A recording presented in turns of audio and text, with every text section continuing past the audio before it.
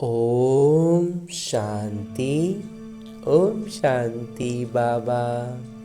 आज हम अध्ययन करने जा रहे हैं परम पिता परमात्मा के अनमोल मधुर महावाक्यों को। और ये मुरली अमूल्य है, अनमोल है।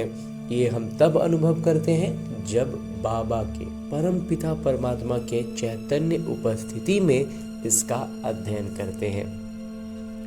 और तब जब बाबा की मुरली की एक एक बात हमारे बुद्धि में ऐसे गूंजती है जैसे बाबा मेरे साथ खड़े हैं और मुझसे कान में कह रहे हैं। जब भी कोई परिस्थिति हो, कोई भी बात हो, हमारी बुद्धि में बाबा की ये बातें गूंजने लगती हैं। तो इतना श्रेष्ठ जब अनुभव होता है तो हमारे विकर्म विनाश होते हैं, क्योंकि हमारी प्रतिक्रियाएं बाबा की सारे गुणों से की स्मृति के साथ होता है और शक्तियों की जागृति के साथ होता है। तो विकर्म वहीं के वहीं भस्म होते हैं, विनाश होते हैं। तो ऐसा श्रेष्ठ अनुभव पाते हुए हम अपनी अवस्था में लगातार ऊपर उठ सकते हैं, ऊपर आते चले जाते हैं। और इसके लिए करना क्या होता है? बस छोटा सा एक काम है कि हमें अपने दिनचर्या में एक समय, एक स्थान निर्धारित करना है। उस स्थान पर उस समय बड़े फुर्सत से, बड़े इत्मीनान से बैठना है और ये काम प्रतिदिन करना है। कोई भी दिन न छूटे, हर दिन फुर्सत से बैठना है। एक विशेष स्थान अगर रखें, जैसे भक्ति मार्ग में हम पूजा के लिए, और समय भी इस ब्रह्मा कुमार का थोड़ा सा स्पष्टीकरण है कि समय का मतलब ये नहीं कि 7 बजे। इस ब्रह्मा कुमार का ऐसा मंथन है कि 7 बजे 8 बजे ये टाइम नहीं, बल्कि हमारे दिनचर्या में जैसे ही हम भक्ति में स्नान के बाद सबसे पहले पूजा करने के लिए पूजा का कमरे में जाते थे, जिनका घर में जैसा सुविधा हो उस स्थान पर चले जाना है और स्नान के बाद जाना। अगर स्नान में आज 7:30 बज गए तो इसका मतलब ये नहीं कि समय चेंज हो गया, नहीं, स्नान के तुरंत बाद का समय इस ब्रह्मा कुमार को मंथन में लगता है सबसे उचित है। तो वैसे ही स्थान भी पूजा के लिए जो अगर स्थान बनाकर रखे हो तो उसी स्थान पर बैठना है। थोड़ा पवित्र हो, साफ सुथरा हो, तो उस स्थान पर बैठकर अब अपने हाथों में मुरली लेनी है और एक एक शब्द का बड़ी गहराई से अध्ययन करना है। और जब हम इसकी गहराइयों में धीरे धीरे उतरते जाएंगे ना, तो हम बाबा के चैतन्य उपस्थिति का अनुभव पाएंगे। और ये इस ब्रह्मा कुमार का ये अनुभव रहा है और आभास रहा है। इसीलिए हम मुरली का अध्ययन बड़े फुर्सत से, इत्मीनान से बैठकर स्वयं से कम एक बार ज़रूर करना है। फिर हम YouTube पर सुनते रहे, सेंटर पर जाएं, वो सब अच्छी बातें हैं, लेकिन जब हम फुर्सत से, इत्मीनान से अकेले बैठकर खुद से जब अध्ययन करते हैं ना, तो बाबा और मैं आमने सामने बैठ बातें कर रहे हैं, ऐसा अनुभव करते हैं। तो इसके लिए और एक छोटा विधि जो हमें आत्माभिमानी स्थिति में आने के लिए करनी चाहिए, वो ये कि जब हम फुर्सत में आकर बैठ गए, मुरली हाथों में लेकर शुरू करने जा रहे हैं, तो पहले अपने इस देहभान से अलग होने का भी अभ्यास करें और अपने सूक्ष्म शरीर के साथ, यानी अपने उसी मन के को लेकर जो इस रावण की दुनिया में बहुत भटक रहा है, उसको लेकर के। क्यों भटक रहा है? क्योंकि वो इसका स्थान है ही नहीं, ये रावण की दुनिया है, तो रावण की दुनिया हमारे मन के लिए है ही नहीं, इसीलिए वो अपनी दुनिया ढूंढने के लिए इतना भटक रहा है। बिल्कुल वैसे ही जैसे एक मछली पानी के बाहर आ जाए तो बहुत छटपटाती है, इसीलिए हमारा मन इतना भटकता है। तो इसे इसके सही गंतव्य तक लेकर चलते हैं। इस शुरुआत, चूँकि ये रास्ता भूल चुका है, तो इसे हम लेकर चलते हैं अपने साथ मधुबन की धरा पर, और उसमें भी खास पांडव भवन के उसी हिस्ट्री हॉल में जहाँ मेरे बाबा ने साकार तन का, यानी इस ब्रह्मा बाबा के तन का आधार लेकर ये मुरली चलाई थी। यूँ डॉक्टर बाबा ने चलाई थी पहले, तभी आज हमें लिखित रूप में मिल रही है। लेकिन आज भी जब मैं आत्मा अपने आत्म अभिमानी स्थिति में स्थित होकर और स्थित होने के लिए, ये बहुत सरल अभ्यास है, इससे हम आत्माभिमानी स्थिति में स्थित होते हैं और तब बाबा की चैतन्य उपस्थिति का अनुभव पाते हैं। और उसकी अनुभूति का सबसे पहला पायदान ये होता है कि जैसे ही मैं आत्मा खुद को उस स्थान पर अनुभव करता हूँ, परमात्मा के सानिध्य में पहुँचता हूँ, तो मुझ आत्मा के सारे आत्मिक गुण, पवित्रता, शांति, प्रेम और सुख की भरपूरता का एहसास होता है। बाबा सम्मुख बैठे हैं, दृष्टि से मुझ आत्मा में ज्ञान, प्रकाश और अष्ट शक्तियों का प्रवाह कर रहे हैं, ऐसा भी अनुभव पाते हैं, जिससे चारों ओर आनंद का एक आवरण बन जाता है। और उस आवरण में मैं और मेरे बाबा बड़े फुर्सत से बैठ बातें करते हैं। तभी तो मेरे बाबा अपने दिल की बातें इसी मुरली में निहित करके मुझसे कहते हैं, मीठे बच्चे, तुम जो भी कर्म करते हो उसका फल अवश्य मिलता है। निष्काम सेवा तो केवल एक बाबा ही करते हैं। मेरे बाबा जो कर रहे हैं ना, वो निष्काम है, उसका कोई भी परिणाम, कर्म का जो लेखा जोखा है ना, उसमें उसकी एंट्री नहीं होती है। लेकिन हम जो कुछ भी करेंगे, अच्छा बुरा जो कुछ भी करेंगे, सबका हिसाब किताब होगा ही, उसका फल मिलेगा ही। आगे प्रश्न रूप में मेरे बाबा कहते हैं कि ये क्लास बड़ा वंडरफुल है। कैसे? यहाँ मुख्य मेहनत कौन सी करनी होती है? उत्तर बतलाते हैं मेरे बाबा, यही एक क्लास है जिसमें छोटे बच्चे भी बैठे हैं तो बूढ़े भी बैठे हैं। ये क्लास ऐसा वंडरफुल है जो इसमें अहिल्याएं, कुब्जाएं, साधु भी आकर एक दिन यहाँ बैठेंगे। यहाँ अहिल्याएं हैं, कुब्जाएं हैं और साधु भी होंगे एक दिन। यहाँ है ही मुख्य याद की मेहनत। याद से ही आत्मा और शरीर का नेचर क्योर होता है। वो प्राकृतिक रूप से, स्वाभाविक रूप से, जिसको स्वभाव में ही तो परिवर्तन लाते हैं ना बाबा, तो स्वाभाविक रूप से ही सब कुछ पवित्र हो जाता है, सुंदर सौम्य हो जाता है। परंतु याद के लिए भी ज्ञान चाहिए। आज बाबा ने फिर मेरे इस ब्रह्मा कुमार के मंथन पर मुहर लगाया कि याद रहे, याद में हम टिके, उसके लिए ज्ञान की स्पष्टता बहुत ज़रूरी है। वहीं जो माया विघ्न के रूप में जो अपने जंजाल फेंकती है ना, अपने तरीके अपनाती है, उसको हम ज्ञान की स्पष्टता होती है, उसको हम पहचान लेते हैं, तो हम उसमें फंसते नहीं हैं, तो हम याद में रह पाते हैं। अंजी बाबा, गीत है रात के राही रुक मत जाना, सुबह की मंजिल दूर नहीं। ओम शांति। मीठे मीठे रूहानी बच्चों ने गीत सुना।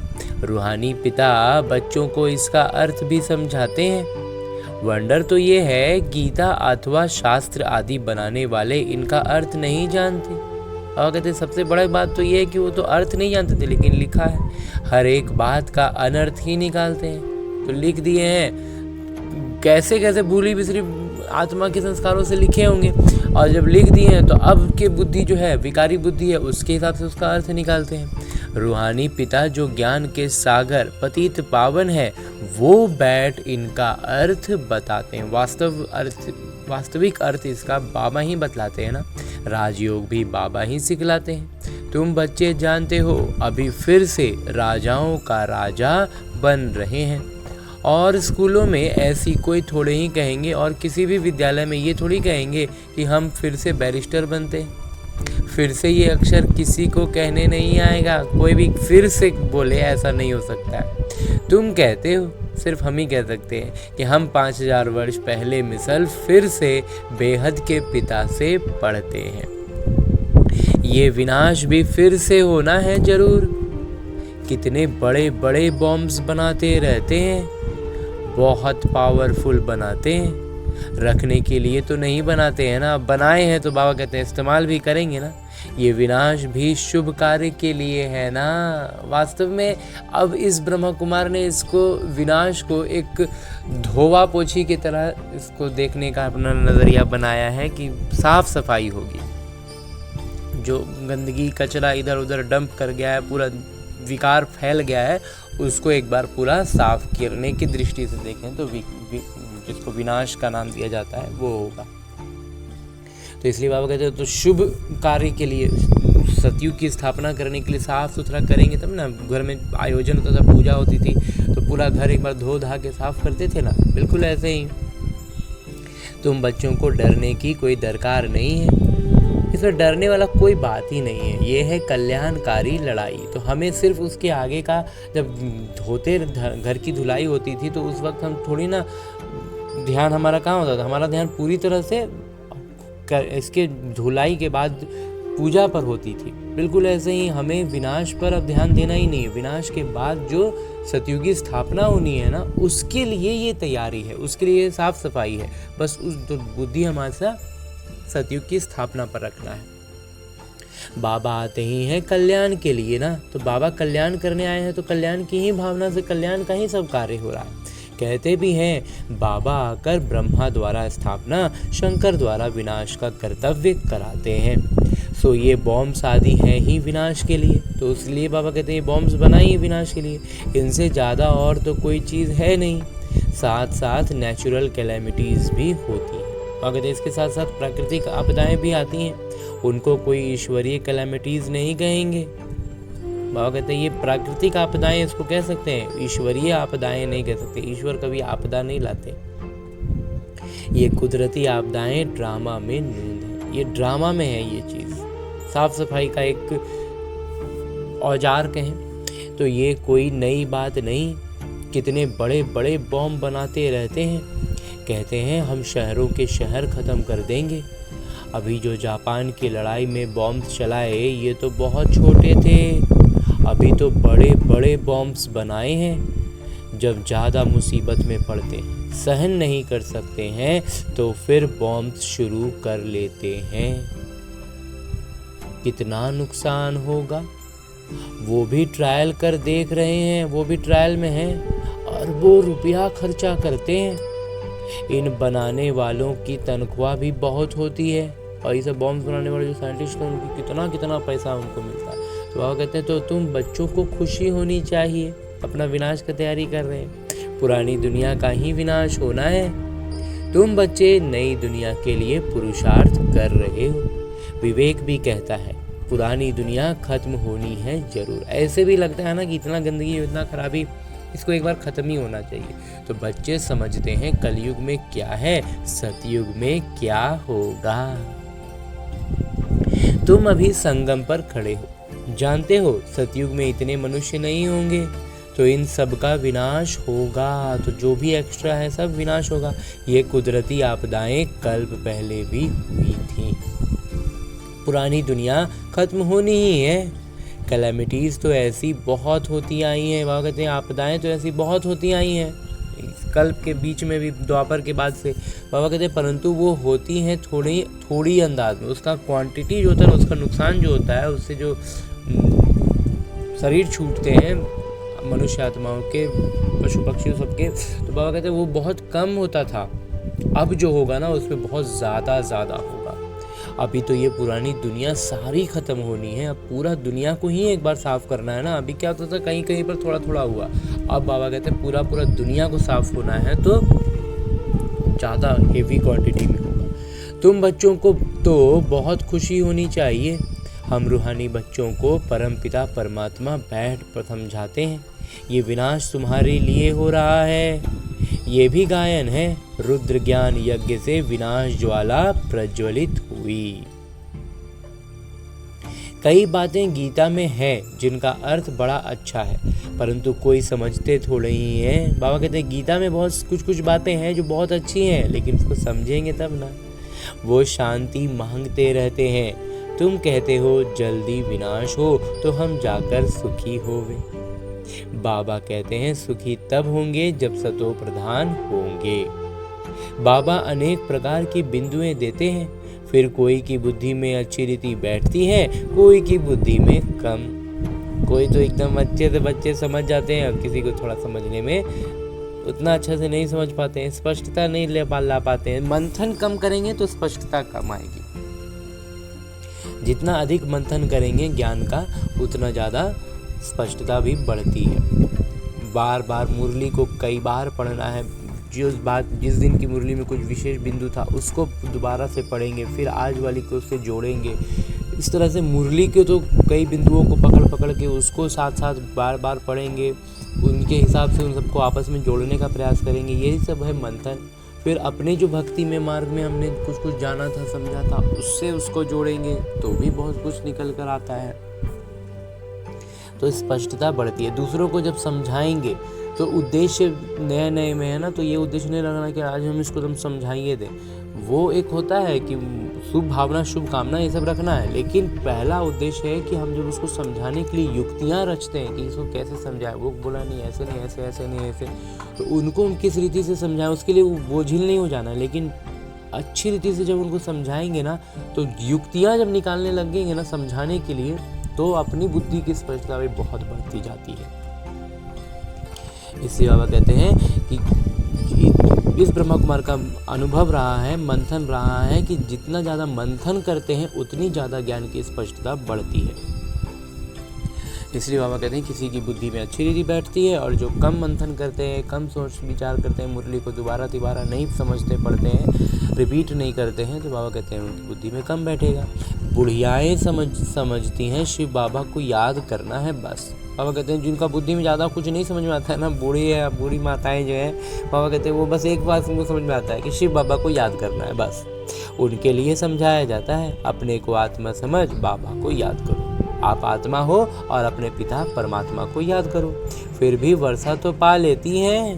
बाबा कहते हैं वो ज़्यादा कुछ बुद्धि नहीं चलाती हैं, लेकिन वर्षा तो पा लेती है, साथ में रहती हैं। माताएं बाबा के साथ रहती है। प्रदर्शनी में सब आएंगे, अजामिल जैसा पाप आत्माओं, गणिकाओं आदि सबका उद्धार करना है। बाबा कहते हैं अजामिल जैसे पाप आत्माएं भी आएंगी, लेकिन उद्धार तो हमें सबका करना है ना। मेहतर भी अच्छे कपड़े पहन कर आ जाते हैं।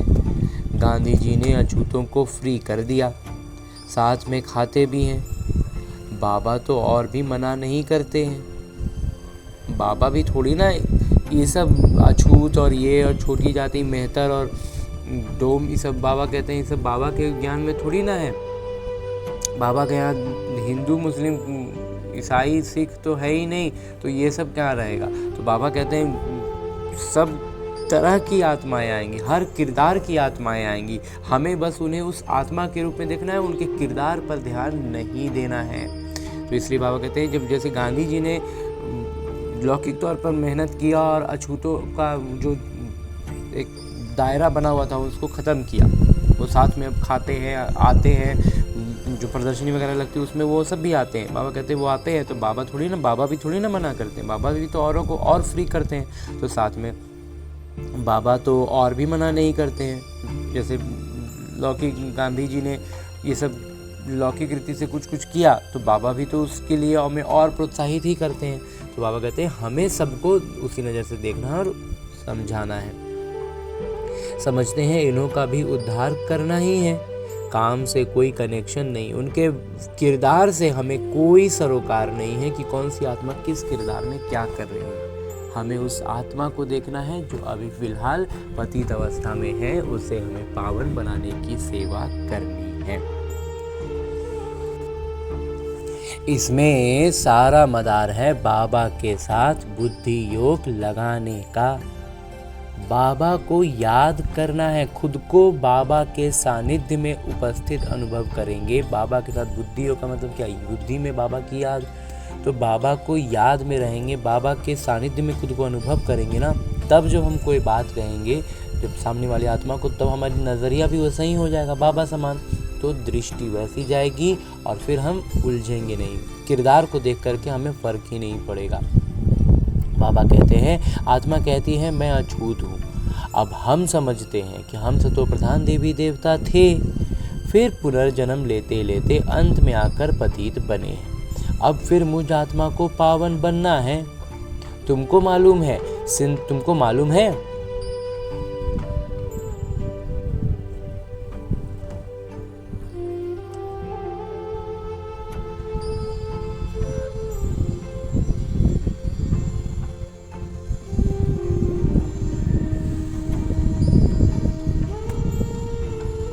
तुमको मालूम है सिंध में एक भिलनी आती थी, ध्यान में जाती थी, दौड़ कर आए मिलती थी। जब ध्यान में जाती थी ना तो दौड़ कर आती थी बाबा से मिलने। समझाया जाता था इनमें भी तो आत्मा है ना। तो लोग लौकिक रीति से क्या होता है, किरदार को देखते हैं तो अछूत और ये समझते हैं। बाबा कहते हैं है तो वो आत्मा ना, तो आत्मा का हक है अपने पिता से वर्षा लेना। तो उसके किरदार को थोड़ी देखना वो किस किरदार में है। उनके घर वालों को कहा गया इनको ज्ञान उठाने दो, बोले हमारी बिरादरी में हंगामा होगा। डर के मारे उनको ले गए। तो तुम्हारे पास आते हैं, तुम किसी को मना नहीं कर सकते हो। बाबा कहते वैसे ही तुम्हारे पास भी आएंगे तो हमें मना थोड़ी करना है। गाया हुआ है अबलाएं, गणिकाएं, भिलनियाँ, साधु आदि सबका उद्धार करते हैं। बाबा तो सबका उद्धार करते हैं ना, साधु लोगों से लेकर भिलनी तक। साधु पवित्र माना जाता है साधुओं को, बाबा कहते साधु से लेकर भिलनी तक जिनको अछूत माना जाता है सबका उद्धार बाबा करते हैं, क्योंकि ये सारे के सारे कर्मों के हिसाब किताब से मिला हुआ उनका किरदार है। तो अभी वो किस किरदार में है बाबा कहते हैं इससे कोई सरोकार नहीं है वो आत्मा बाबा का बच्चा तो सब है। जो पहचान ले वो वर्षा ले ले। तुम बच्चे अभी यज्ञ की सेवा करते हो तो इस सेवा से बहुत प्राप्ति होती है, बहुतों का कल्याण हो जाता है। दिन प्रतिदिन प्रदर्शनी सेवा की बहुत वृद्धि होगी। बाबा बैचेस भी बनवाते रहते हैं। कहीं भी जाओ तो इस पर समझाना है। बाबा कहते बैच पर भी समझा सकते हो। तो ये बाबा, ये दादा, ये बाबा का वर्षा, ये शिव बाबा, ये ब्रह्मा बाबा और ये शिव बाबा का वर्षा स्वर्ग। अब बाबा कहते हैं मुझे याद करो तो तुम पावन बन जाएंगे। गीता में भी है मामेकम याद करो। सिर्फ उनमें मेरा नाम उड़ाए बच्चे का नाम दे दिया है। भारतवासियों को भी ये पता नहीं है कि राधे कृष्ण का आपस में क्या संबंध है। उनके शादी आदि का इतिहास कुछ भी नहीं बतलाते हैं। दोनों अलग अलग राजधानी हैं। ये बातें बाबा बैठ समझाते हैं। ये अगर समझ जाएं और कह दें कि शिव भगवानुवाच तो सब उनको भगा दें। कहें तुम ये फिर कहाँ से सीखे हो, वो कौन सा गुरु है। कहें BK ब्रह्मा कुमार कुमारी हैं तो सब बिगड़ जाएं। अगर वो कह दें कि हमारा गुरु ब्रह्मा कुमार कुमारी हैं तो बाबा कहते हो बिगड़ जाएं। तो इन गुरुओं की राजाई ही चट हो जाए। तो अभी जो वो एकदम इतना ठाट बाट से रह रहे हैं तो वो सब खत्म हो जाएगा, उनके फॉलोअर्स हट जाएंगे। तो बाबा कहते हैं ऐसे बहुत आते हैं, लिख कर भी देते हैं फिर गुम हो जाते हैं। जब उधर से लौकिक रीति से उनका कम होने लगता है ना तो गुम हो जाते हैं। तो मन में भावना आती है लिख कर देते हैं लेकिन फिर गुम हो जाते हैं। बाबा बच्चों को कोई भी तकलीफ नहीं देते, बहुत सहज युक्ति बतलाते हैं। कोई को बच्चा नहीं होता है तो भगवान को कहते हैं बच्चा दीजिए, फिर मिलता है तो उनकी बड़ी अच्छी परवरिश करते हैं, पढ़ाते हैं। फिर जब बड़ा होगा तो कहेंगे अब अपना धंधा करो। बाबा बच्चे को परवरिश कर उनके लायक बनाते हैं। पिता जो होते हैं उनका काम होता है बच्चों को उस लायक बनाना, तो बच्चों को सर्वेंट ठहराना। बाबा कहते हैं तो इस तरह से देखें तो वो बच्चों का तो नौकर हो गया ना पिता। उसके लिए सब कुछ करेगा, पालेगा पोसेगा, सब मेहनत करेगा, फिर उसको कमाने लायक बनाएगा। तो कहते हैं ये पिता तो बच्चों की सेवा कर साथ ले जाते हैं। और हमारे जो पिता हैं वो क्या है, हमें पतित से पावन बनाते हैं और अपने साथ गोद में उठा कर ले जाते हैं। वो लौकिक पिता समझेंगे बच्चा बड़ा हो अपने धंधे में लग जाए, फिर हम बूढ़े होंगे तो हमारी सेवा करेगा। ये पिता तो सेवा नहीं मांगते, लेकिन हमारे जो बाबा है ना, मेरे बाबा, वो सेवा मांगते नहीं है। वो प्रारब्ध हम ही को देते हैं। ये है ही निष्काम। मेरे बाबा निष्काम सेवा, वास्तविक निष्काम सेवा बाबा ही करते हैं। लौकिक पिता समझाते हैं जब तक जीता हूँ तब तक बच्चों का फर्ज है हमारी संभाल करना। तो हम बच्चों की, जब यहाँ पे लौकिक पिता जब अपने बच्चों की मेहनत के लिए सेवा मेहनत करते हैं ना, तो उनके मन में ये भावना रहती है कि बुढ़ापे में ये मेरा सेवा करेगा, जब तक हमारा जीवन है ये मेरी संभाल करना उसका फर्ज है, तो ये कामना रखते हैं। ये बाबा तो कहते हैं मैं निष्काम सेवा करता हूँ, हम राजाई नहीं करते। बाबा राजाई तो करते नहीं है, तो बाबा का तो पूरा निष्काम हो गया ना। मैं निष्काम, मैं कितना निष्काम हूँ, और जो कुछ भी करते हैं तो उसका फल उसको ज़रूर मिलता है। और अगर जो कुछ भी हम इस सेवा में भी करते हैं ना, तो उसका भी फल हमें मिलता है। ये तो है सबके पिता। कहते हैं मैं तुम बच्चों को स्वर्ग की राजाई देता हूँ, तुम कितना उच्च पद प्राप्त करते हो, मैं तो सिर्फ ब्रह्मांड का मालिक हूँ, सो तुम भी हो।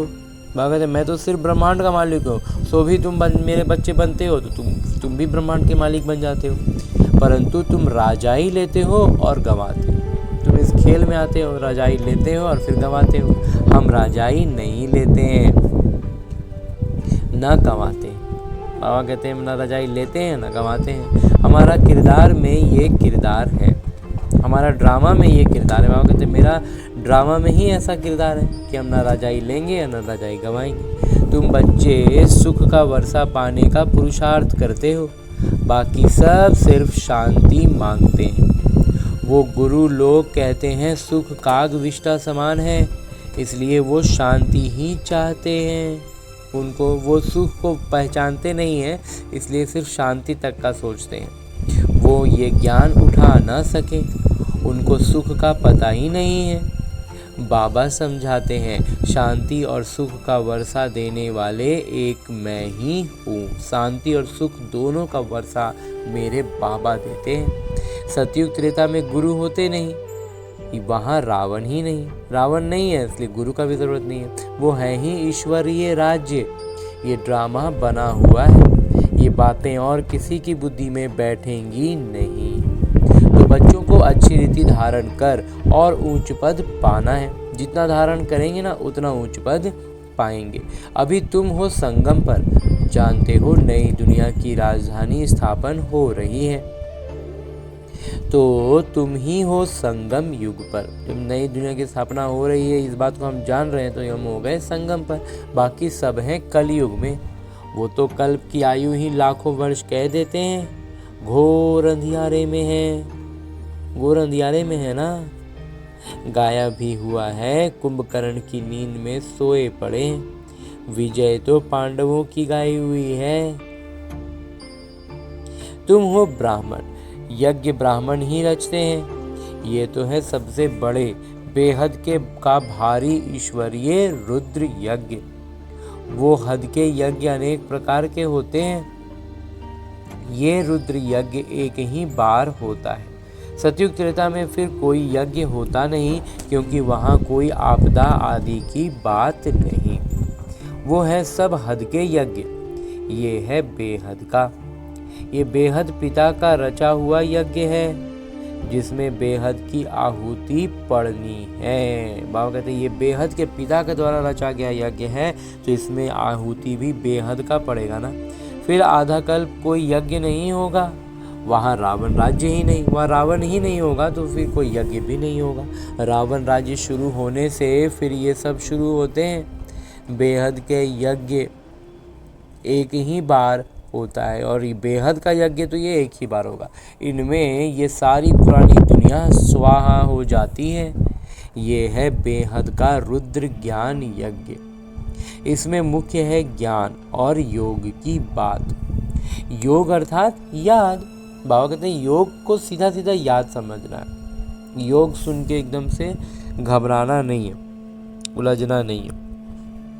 योग अक्षर कॉमन हो गया है। योग आजकल इतना साधारण रूप सरल रूप से लोग बोलते हैं कि योग योग सुनने में लगता है, लेकिन बाबा कहते हैं योग का मतलब होता है याद।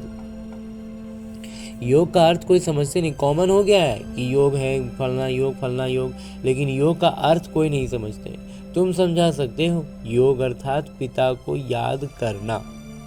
बाबा तो हमको वर्षा देते हैं बेहद का। आत्मा बात करती है, बाबा आप फिर से आए हैं, हम तो आपको भूल गए थे, आपने हमको बादशाही दी थी, अब फिर आकर मिले हैं, आपकी श्रीमत पर हम जरूर चलेंगे। ऐसे ऐसे अंदर में अपने साथ बातें करनी होती हैं। बाबा आप तो हमें बहुत अच्छा रास्ता बताते हैं, हम कल भूल जाते हैं, हम हर कल भूल जाते हैं बाबा, फिर बाबा आके हमें याद पड़ाते हैं। अभी बाबा फिर अभूल बनाते हैं, इसलिए अब बाबा को ही याद करना है, याद से ही वर्षा मिलेगा। मैं जब सम्मुख आता हूँ तब तुमको समझाता हूँ, तब तक गाते रहते हैं, तुम दुख हरता सुख करता हो। महिमा गाते हैं परंतु न आत्मा को न परमात्मा को जानते हैं। अभी तुम समझते हो, इतनी छोटी बिंदी में अविनाशी किरदार नूंदा हुआ है। ये भी बाबा समझाते हैं, उनको कहा जाता है परमपिता परमात्मा अर्थात परमात्मा। बाकी कोई बड़ा हजारों सूर्य मिसल नहीं हूँ। बाबा कहते हैं ना मैं कोई बहुत बड़ा हूँ और ना हजारों सूर्य के जैसा हूँ। हम तो शिक्षक मिसल पढ़ाते रहते हैं। बाबा तो कहते हैं मैं तो एकदम एक शिक्षक, साधारण शिक्षक की तरह बैठ के पढ़ाई पढ़ा रहा हूँ। कितने ढेर बच्चे हैं, ये क्लास तो देखो कितना वंडरफुल है। कौन कौन इसमें पढ़ते हैं? अबलाएं कुब्जाएं साधु भी एक दिन आकर बैठेंगे, बुढ़ियाएं छोटे बच्चे आदि सब बैठे हैं। ऐसा स्कूल कभी देखा जहाँ बूढ़े बुजुर्ग भी हैं और छोटे बच्चे भी हैं? यहाँ है याद की मेहनत। क्यों? क्योंकि हर एक का किरदार में वो अभी छोटा है, बड़ा है, बूढ़ा है, अमीर है, गरीब है, अछूत है, साधु है, ये सब उसके कर्मों का हिसाब किताब के कारण उसको दिया गया किरदार है। लेकिन है तो वो वास्तविक अर्थों में आत्मा ना। तो बाबा आत्माओं को पढ़ाते हैं, इसलिए लौकिक रीति से दिखाई देता है कि कोई छोटे बच्चे हैं, कोई बूढ़ी हैं, जो भी जैसा भी है। लेकिन ये बाबा कहता है ऐसा स्कूल कभी देखा? यहाँ है याद की मेहनत। ये याद ही समय लेती है। याद करने का अभ्यास बढ़ाने में ही हमें समय चाहिए, समय लगता है। याद का पुरुषार्थ करना ये भी ज्ञान है ना। याद के लिए मेहनत करना, याद के लिए सजगता रखना, ये भी तो ज्ञान है। याद के लिए भी ज्ञान, चक्र समझाने के लिए भी ज्ञान। नेचुरल सच्चा नेचर की ओर इसको कहा जाता है। बाबा कहते हैं स्वाभाविक तौर पर जो सच्चा समृद्ध बनाना, सौम्य बनाना, पावन बनाना का जो काम है ना, स्वाभाविक तौर पर स्वभाव में परिवर्तन लाके किया जाने वाला जो चीज़ है वो इसी को कहा जाता है, जो बाबा हमें सिखलाते हैं, जो ज्ञान हमें देते हैं। तुम्हारी आत्मा बिल्कुल ही प्योर हो जाती है, एकदम पवित्र हो जाती है। वो होती है शरीर का क्योर, और जो बाकी जो चीज़ें होती है वो क्या, जो शरीर का उसको इलाज किया जाता है, शरीर को बेहतर किया जाता है। यहाँ बाबा आत्मा को बेहतर बनाते हैं। ये है आत्मा का क्योर, आत्मा का इलाज है। आत्मा में ही खाद पड़ती है। वास्तव में आत्मा से ही सारा गड़बड़ी, अगर ये बढ़िया हो गया ना तो फिर शरीर को तो अच्छा होना ही है। सच्चे सोने का सच्चा जेवर होता है। अभी यहाँ बच्चे जानते हैं शिव बाबा सम्मुख आए हुए हैं। बच्चों को बाबा को जरूर याद करना है। हमको अब वापस जाना है, इस पार से उस पार जाना है। बाबा को, वर्षे को और घर को भी याद करो। वो है स्वीट साइलेंस हो। दुख होता है अशांति से, सुख होता है शांति से। तो सतयुग में सुख शांति संपत्ति सब कुछ है। सतयुग में सब कुछ होगा, वहाँ लड़ाई झगड़े की बात ही नहीं। बच्चों को यही फुरना होना चाहिए। हमको सतो प्रधान सच्चा सोना बनना है, तभी ऊंच पद पाएंगे। ये रूहानी भोजन मिलता है, उसको फिर उगारना चाहिए। बाबा कहते हैं ये रूहानी भोजन मिल रहा है ना हमें, बाबा सुबह सुबह भोजन कराते हैं आत्मा को, तो हमें फिर इसको बाबा कहते हैं उगारना चाहिए। अगर इसको मतलब एक तरह से कहें तो उसका मंथन, अच्छी भाषा में बहुत अच्छे बात से कहें तो होगा मंथन करना, उसको बार बार बुद्धि में चलाना। आज कौन सी मुख्य बिंदुएं सुनी, ये भी समझाया। यात्राएं दो होती हैं, रूहानी और जिस्मानी। तो कहते हैं ये रूहानी यात्रा ही काम आएगी। भगवानुवाच मन मना भव। जिस्मानी यात्रा जो करते हैं उसमें तो सिर्फ परेशानी होती है, लेकिन बाबा कहते हैं ये रूहानी यात्रा की आदत हमारे बनेगी ना, उसका स्वभाव हमारा स्वाभाविक हो जाएगा ना, तो बाबा कहते हैं यही काम आएगी। अच्छा, मीठे मीठे सिखिलते बच्चों प्रति माता पिता बाबा का याद प्यार और आशीर्वाद। रूहानी बाबा की रूहानी बच्चों को नमस्ते। हम रूहानी बच्चों की ओर से रूहानी माता पिता को याद प्यार और प्रणाम। धन्यवाद बाबा, धन्यवाद। मुरली के लिए भी धन्यवाद और इस अनूठे अलौकिक ब्राह्मण जीवन के लिए भी बहुत बहुत बहुत धन्यवाद बाबा, बहुत धन्यवाद। आगे आज की मुरली से लिए गए वो प्रमुख बिंदु हैं जिन्हें हमें अपने ब्राह्मण जीवन में धारण करने हैं। और ब्राह्मण सो फरिश्ता, फरिश्ता सो देवता बनना है। उसके लिए जो सबसे पहली बिंदु है वो है ये विनाश भी शुभ कार्य के लिए है, इसलिए डरना नहीं है। कल्याणकारी पिता सदा कल्याण का ही कार्य कराते हैं, इस स्मृति से सदा खुशी में रहना है। इसलिए विनाश को विनाश क्या मतलब खराब है वो इस दृष्टि से नहीं देखना है। बाबा आए हैं कल्याण का कार्य के लिए, तो कल्याण में ही, इसमें कल्याण ही समाया हुआ है, इस दृष्टि से इस बात को देखना है। दूसरा बिंदु है सदा एक ही फुरना रखना है कि सतो प्रधान, सच्चा सोना बन ऊंच पद पाना है। बस यही फिक्र रहे बुद्धि में। जो रूहानी भोजन मिलता है उसे उगारना है, उसको रिपीट करना है। हाँ जी बाबा। और आगे मेरे बाबा वरदान दे रहे हैं। वरदान देते हुए मेरे बाबा कहते हैं, स्वयं को जिम्मेवार समझकर हर कर्म यथार्थ विधि से करने वाले संपूर्ण सिद्धि स्वरूप भव। और कहते स्वयं को जिम्मेवार समझना है, तब क्या होगा, हर कर्म में हम यथार्थ विधि से करेंगे और ऐसा करेंगे तो हम संपूर्ण सिद्धि स्वरूप बन जाएंगे ना।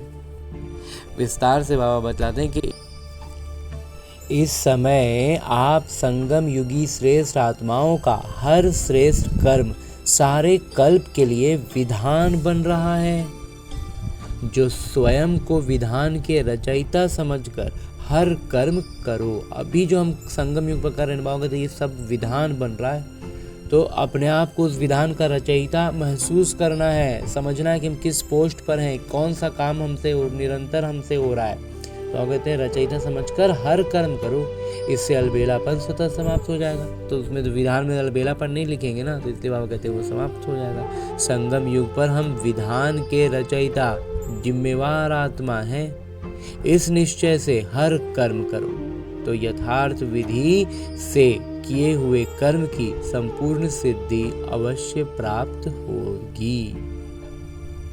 और कहते हैं निश्चय के साथ फिर जो हर कर्म करेंगे ना, तो यथार्थ विधि से जो भी कर्म है उसकी संपूर्ण सिद्धि हमें बाबा कहते हैं अवश्य प्राप्त होगी। हाँ जी बाबा। आगे स्लोगन है, मुरली का उपदेश है, सर्वशक्तिमान पिता साथ हो तो माया पेपर टाइगर बन जाएगी। जब बाबा के सानिध्य में हम रहेंगे ना, तो माया आसपास भटकेगा ही नहीं। तो जो विकर्म हमारे हैं वो सामने आएगा, तो किस रूप में आएगा, पेपर टाइगर, कागज का शेर। कागज का शेर का कोई मतलब है, फूंक देने से उड़ जाएगा। ऐसी अवस्था अपनी रखनी है, बाबा के सानिध्य में निरंतर खुद को रखना है। उनके सानिध्य में रहेंगे तो हर माया का हर वार पेपर टाइगर से ज़्यादा और कुछ नहीं रहेगा। हाँ जी बाबा। और अभी तक हमने परमपिता परमात्मा से इतना श्रेष्ठ अमूल्य साकार मुरली को उनके सानिध्य में परमपिता परमात्मा की उपस्थिति में अध्ययन करने का प्रयास किया और अनुभव भी किया ना। अब मेरे बाबा इसी अव्यक्त स्वरूप में स्थित रहकर एक इशारा दे रहे हैं कि इस अव्यक्ति मास में बंधन मुक्त रह जीवन मुक्त स्थिति का अनुभव करो। और इसकी विस्तार से इसको समझाते हुए बाबा हर दिन अलग अलग इशारे अलग अलग आयामों से दे रहे हैं ताकि हम इस अवस्था में स्थित हों। और उसके लिए आज जो बाबा इशारा दे रहे हैं वो है कि सदा जीवन मुक्त रहने का सहज साधन है मैं और मेरे बाबा। क्योंकि मेरे का ही बंधन है। मेरे बाबा हो गए तो सब मेरा खत्म। बाबा मेरे हो गए तो फिर और कोई चीज़ में मेरा नहीं लगेगा और मैं के साथ सिर्फ आत्मा। अगर जब एक मेरा में सब मेरा समाप्त हो गया तो बंधन मुक्त हो गए। तो यही याद रखना है कि ब्राह्मण जीवन मुक्त आत्मा है।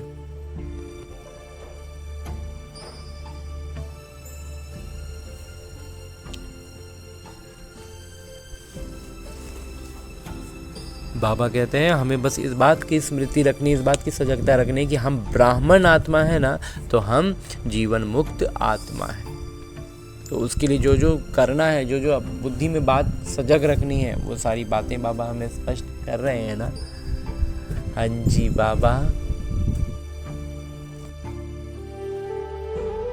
और अब हमने परमपिता परमात्मा का इतना श्रेष्ठ ज्ञान मुरली को उनकी चैतन्य उपस्थिति में अध्ययन किया, उनसे वरदान प्राप्त किया। इशारे अव्यक्त रूप में स्थित होकर बाबा ने जो इशारा दिया उसे भी जान लिया। अब हमें करना क्या है? हमें अपने इस लक्ष्य को याद रखना है कि हमें लक्ष्मी नारायण बनना है, विश्व महाराजा बनना है। तो करना क्या है? इन सारी ज्ञान की बातों को वास्तविक जीवन में अपनाना है। और ये वास्तविक जीवन भी कहना एक तरह से गलत होगा, क्योंकि ये जो मेरा लौकिक जीवन है ये बस और बस मेरे अभ्यास के लिए है। उसका एक अभ्यास पुस्तिका है जिसमें आने वाली हर परिस्थिति मेरे लिए एक प्रश्न है, और उस प्रश्न का मैं कितना आत्माभिमानी स्थिति में रहकर उत्तर देता हूँ, उस पर अपनी प्रतिक्रिया देता हूँ, वही निर्धारित कर रहा है कि मैं अपने लक्ष्य के कितने करीब पहुंच रहा हूं। तो इसके लिए अभी फिलहाल हमें लौटना है अपने इस स्थूल शरीर में, अपने इस किरदार, जहां मुझे न केवल अपने सारे आत्मिक गुणों की स्मृति रखनी है बल्कि अष्ट शक्तियों की जागृति रखनी है। और उन अष्ट शक्तियों को इस ब्रह्मा कुमार ने अपने मंथन से इस क्रम में सजाया है कि सबसे पहले हमारे भीतर ज्ञान के बाद जो शक्ति जागृत होती है वो होती है सहज शक्ति।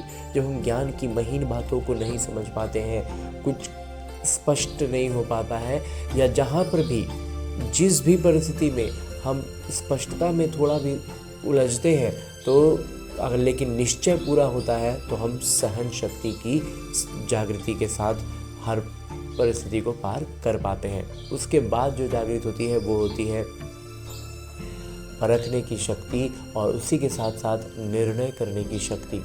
अब निर्णय क्या करना है?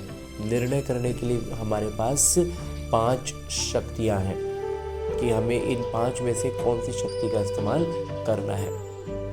तो इसमें सबसे पहला इस ब्रह्मा कुमार को लगता है कि है समेटने की शक्ति। समेटने की शक्ति का अर्थ है, इस ब्रह्मा कुमार का मंथन रहा है कि सबसे पहले जो आती है वो है समेटने की शक्ति। समेटना क्या है? अपने उन पुराने संस्कारों को जो रावण के प्रभाव में बने हैं। दूसरा है समाने की शक्ति। वही सारी संस्कार जो अन्य आत्माओं में, संबंध संपर्क की आत्माओं में रावण के प्रभाव में पनपे हैं, विकसित हुए हैं और वो उनसे घिरे हुए हैं, तो उनको उस नज़र से हम देख पाएँ, इसके लिए हमें शक्ति जो चाहिए वो है समाने की शक्ति। तो उनके रावण के प्रभाव में बने संस्कारों को समाने की शक्ति। उसके बाद जो आती है वो है संकीर्णता की शक्ति। संकीर्णता की शक्ति का अभिप्राय इस ब्रह्मा कुमार के मंथन के अनुसार है कि जहां पर हमारा हस्तक्षेप का या फिर हमारे इन्वॉल्व होने का, हमारे उससे जुड़ने का कोई अर्थ नहीं है, हमारे लिए वो व्यर्थ है, तो वैसे में अपने आप को उसमें जोड़कर हम खामोखा में कहीं उलझ ना रहे हो, इसके लिए भी, इसका स्पष्टीकरण के लिए भी हमें शक्ति चाहिए कि जहाँ ज़रूरत मतलब संकीर्णता के साथ, मतलब जिसको कहते हैं कि आराम से हम निकल सकते हैं और हम झूठ मूठ में फंस रहे हैं, वो काम ना करके, तो इसके लिए भी शक्ति चाहिए। तो वही है संकीर्णता की शक्ति। उसके बाद जो है वो है सामना करने की शक्ति। तो ये भी हमें परखना होगा ना कि हम यहाँ से एकदम मतलब बिना किसी जुड़ाव के एकदम सीधे निकल सकते हैं या फिर हम निकल नहीं सकते, तो हमें उसका सामना करना ही है। तो हम उस परिस्थिति का, उन बातों का अच्छे से सामना कर पाए, उसके लिए भी हमें जो शक्ति चाहिए वही है सामना करने की शक्ति। और उसके बाद जो एक शक्ति है उसका नाम है सहयोग की शक्ति। सहयोग की शक्ति का अर्थ है कि जब हम अपने सारे गुणों और शक्तियों से खुद को भरपूर अनुभव करते हैं, सारी शक्तियों की जागृति के साथ होते हैं, तब हम अन्य आत्माओं को सहयोग दे सकते हैं। यूँ तो हम यहाँ गलती ये करते हैं कि आज हमने पहला ज्ञान समझा और हम दूसरों को बताते हैं, तो ये बहुत खुशी और उमंग उत्साह के लिए ठीक है, लेकिन दूसरों को बताने में अगर हम पीछे हो रहे हैं, हम फिसल रहे हैं, वो हमें खींच ले रहे हैं, तो इसका मतलब है कि हम सहयोग की शक्ति से भी निपुण नहीं हुए हैं। तो जब तक हम खुद का पाँव अच्छे से न जमा लें, हम बाढ़ में किसी बह रहे या व्यक्ति को लौकिक तौर पर अगर उदाहरण के रूप में देखें तो किसी को बहता हुआ क्यों हम रोकें और खुद ही हमारे पाँव जमे नहीं हैं, हमने खुद को रस्सी से कोई चीज़ से बांधा नहीं है, तो फिर हम दूसरों को मदद नहीं कर सकते हैं, हम खुद ही बहने लग जाएंगे।